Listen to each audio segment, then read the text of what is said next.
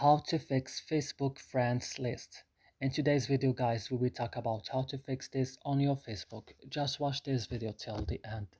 So first, guys, go and open the settings of your phone, then go directly and open apps option.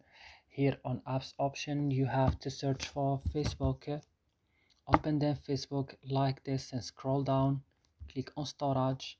On storage, click on the last button in the bottom of the screen, clear data, click OK, and then you have to back and click on first stop and click also OK. And now what you should do right now, you have to go and restart your phone. After this, your problem will be solved.